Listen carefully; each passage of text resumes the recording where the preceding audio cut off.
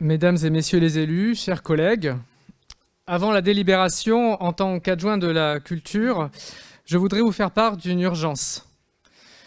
Nous sommes en état d'urgence culturelle, a décrété le maire de Marseille, Benoît Payan, mercredi dernier. Il a ajouté « Et décider de mettre la culture en berne, c'est nous enlever une part de nous-mêmes.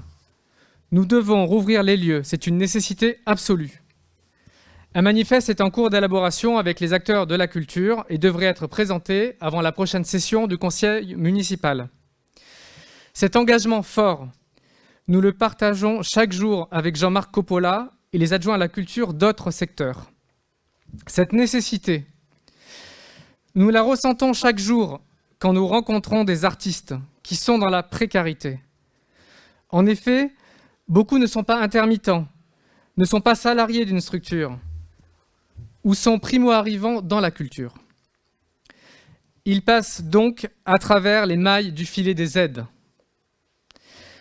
Et ils n'ont pas besoin que d'argent. Ils ont autant besoin d'aller à la rencontre du public pour retrouver l'envie de créer, transmettre un élan vital à la société et oublier l'annulation de tant d'heures de travail et d'énergie. Comment accepter cette autre misère rampante et ses impacts psychologiques? Comment accepter que les salles de spectacle restent fermées alors qu'elles ont montré qu'elles savent gérer les flux et les jauges restreintes? Comment comprendre que les cinémas restent fermés alors qu'aucun cluster n'a été signalé lorsqu'on pouvait encore s'y rendre? Pourquoi des pays laissent vivre la culture et pas nous? Ce n'est pas parce que la plupart des pays maintiennent fermés qu'on doit faire pareil. Où est la fameuse exception française? Pour exemple, l'Italie vient de rouvrir ses musées et ses parcs archéologiques.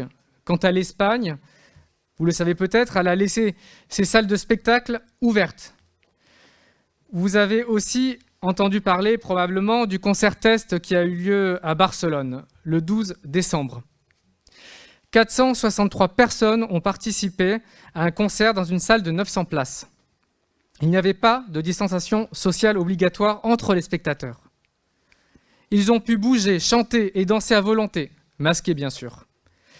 Chaque participant avait présenté un test négatif au Covid et une semaine après le concert, les spectateurs ont passé un deuxième test. Résultat, négatif pour les 463 participants. CQFD.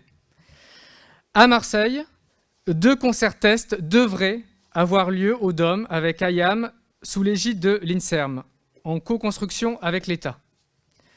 Benoît Payan et son équipe y travaillent activement actuellement avec le préfet. Il est temps de rouvrir ces activités essentielles pour respirer, pour s'évader, pour rire, pour partager autre chose que métro, boulot, dodo. En attendant, dans le 6-8, comme dans d'autres secteurs, nous aidons à notre niveau.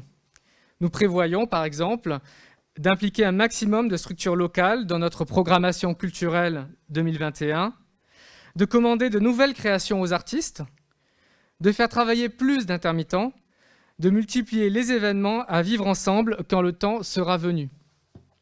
Mais répétons-nous en boucle, il est possible d'allier sécurité sanitaire et culture.